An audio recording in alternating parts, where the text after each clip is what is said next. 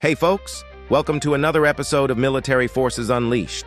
Today we're diving deep into one of Japan's most advanced pieces of naval tech, the Akizuki-Class destroyer.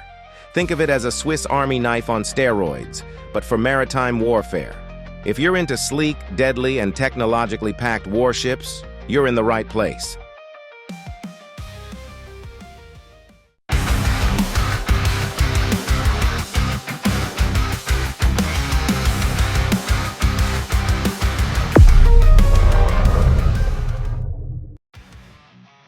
In today's video, we're breaking down what makes this destroyer tick, from its design to its combat prowess, and of course, some of the challenges it faces.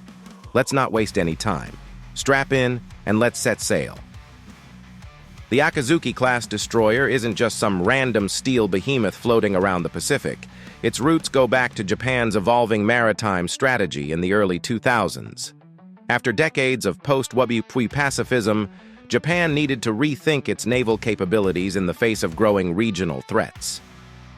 North Korea's missile launches and China's assertive naval expansion were big wake-up calls.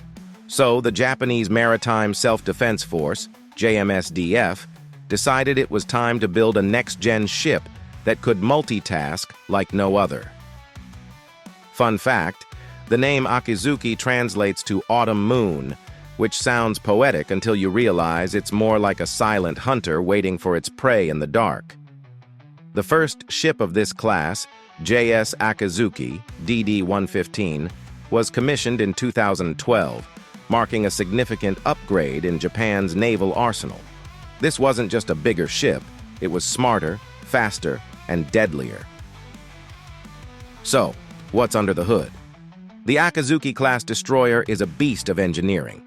Designed primarily as an escort for Japan's Aegis-equipped destroyers, it fills the role of a bodyguard, but one that can throw a mean punch if needed. Let's talk specs. This bad boy displaces about 6,800 tons fully loaded and stretches 150 meters in length. But it's not about size, it's about brains.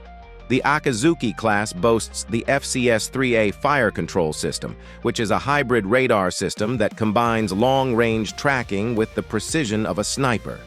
This system allows the ship to handle multiple threats simultaneously, from aircraft to missiles to submarines. Armament? Oh, it's got the works. A 127mm naval gun up front, capable of engaging both surface and air targets. It's backed up by a 32-cell vertical launch system, VLS, that can fire a variety of missiles, including the RIM 162 evolved Sea Sparrow and the Type 90 anti-ship missiles.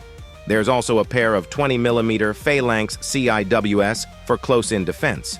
Think of them as the ship's last line of defense, a Not Today button for incoming threats. But wait, there's more. The Akizuki-Class is equipped with torpedoes for subhunting and can deploy helicopters for reconnaissance and anti-submarine warfare. It's like a one-stop shop for naval combat. Now here's where things get really cool. The FCS-3A radar system isn't just about tracking, it's about networking. The Akizuki-Class destroyers are designed to operate as part of Japan's Maritime Integrated Defense System, which allows them to share data with other ships and aircraft in real time. It's like having eyes everywhere on the battlefield. Think of it like this. You're playing a video game and suddenly you have access to every other player's screen. That's the kind of situational awareness we're talking about here. And in modern naval warfare, knowledge is power. Culturally speaking, the Akizuki-Class has a bit of a samurai vibe. It's disciplined, efficient, and built for precision strikes. There's even a sense of honor in its mission profile, protecting more valuable assets while being ready to step into the fight when needed. These ships have proven their worth in numerous joint exercises, especially with the U.S. Navy. One notable operation was RIMPAC, where the Akizuki showed off its ability to integrate seamlessly with Allied forces. In a world where coalitions are key to maritime dominance, that's no small feat. In combat scenarios, the Akizuki-Class would act as a force multiplier. It's not the ship that steals the spotlight, but it makes sure the main actors, like Japan's Kongo-class Aegis destroyers, can perform at their best. It's the unsung hero, the one doing the dirty work so others can shine. All right, let's pump the brakes for a second. Yes, the Akizuki-Class is impressive, but it's not without its flaws. For starters, the cost. Each ship in this class comes with a price tag north of $1 billion. That's a lot of yen for a country with a constitutionally limited military budget. Then there's the issue of maintenance. These ships are high-tech marvels, but that also means they require constant upkeep. Think of it like owning a high-performance sports car. Awesome when it's running smoothly, but a nightmare when something breaks. And let's not forget the elephant in the room, range.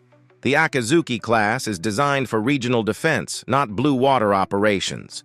If Japan ever needed to project power far from its shores, these ships would need a lot of support. So, what's the final verdict?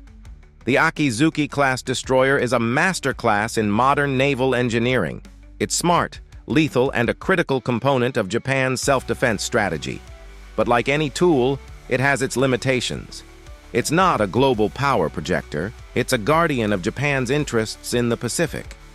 If you're a fan of naval warfare or just cool military tech, you've got to respect what the Akizuki-Class brings to the table. It's not flashy, but it gets the job done. If you enjoyed this breakdown, don't forget to smash that like button, subscribe to Military Forces Unleashed, and share this video with your fellow military buffs. Got thoughts on the Akizuki-Class? Drop them in the comments. I'm always down for a good debate. Thanks for watching, folks. Your support means the world. Until next time, stay safe and keep learning. See you in the next one.